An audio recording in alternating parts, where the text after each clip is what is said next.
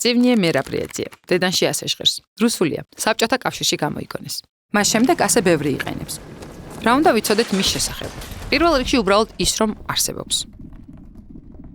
ეს არის მეთოდი, რომლის მიზანია ზემოქმედება მოახდინოს კონკრეტულ ინდივიდებსა და სხვა თანამოქალაქეებთან რადიკალურად დაგაპირისპიროს.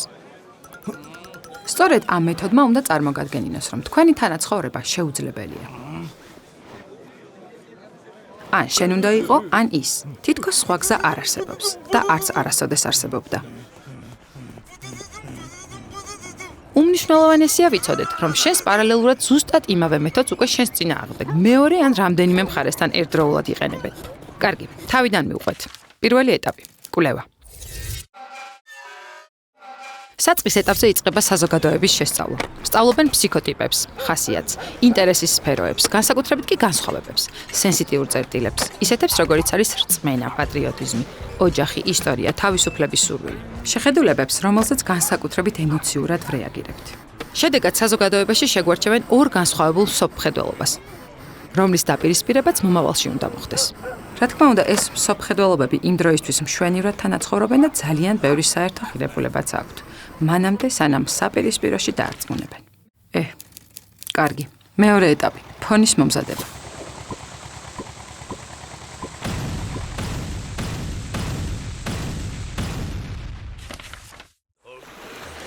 სოციალური ქსელების პოსტებით, საგაზეთო სტატიებით, ჭორებით, გამოგონილი ამბებით იწყება ორივე მხარის გრძელვადიანი დამუშავება.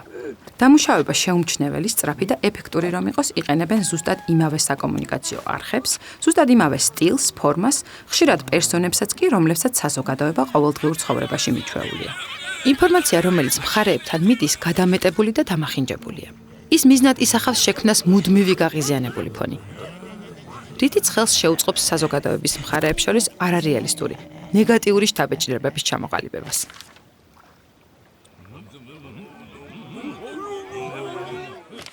მესამე ეტაპი, ტემპერატურის ზრდა.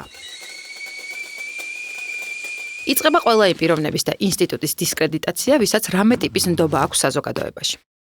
ეს ეხება ყველას, განურჩევლად მხარისა და პოზიციისა. მიზანია, რომ არ არსებობდეს არც ერთი ბოლომდე სანდო ავტორიტეტი, უნდა იყოს სრული უპერსპექტივობის შეგრძნება. ამავდროულად ხდება რადიკალური ჯგუფების და პერსონების წახალისება, რომ ყველაზე ხშირად მათი საუბრონ მხარეების სახელით, რომ საზოგადოების მეორე ნაწილის აღქმა მხოლოდ ამ რადიკალურ იდეებთან და პიროვნებებთან იყოს ასოცირებული.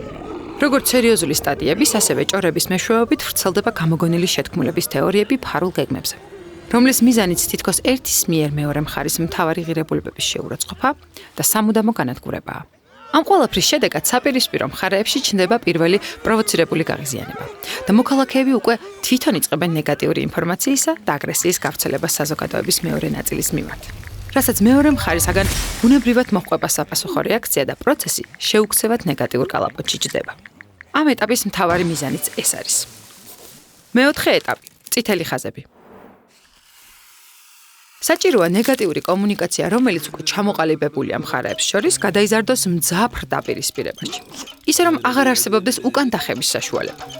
ამისთვის აქტიურდება აგრესიული ყალბი ანგარიშები სოციალურ ქსელებში, რომლებიც ვითომ და რომელიმე მხარის წარმომადგენლები არიან. მზადდება ორივე მხარის იდეოლოგიის დამამცირებელი ვიდეო და ვიზუალური მასალა და შეკვეთილი სტატიები.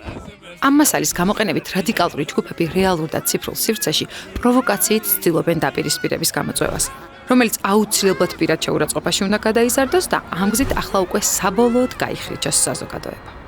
მეხუთე ეტაპი, პროცესის კონტროლი. საქმის მთავარი ნაწილი უკვე გაკეთებულია. საჭიროა მხოლოდ დაძაბულობის ტემპერატურის მართვა.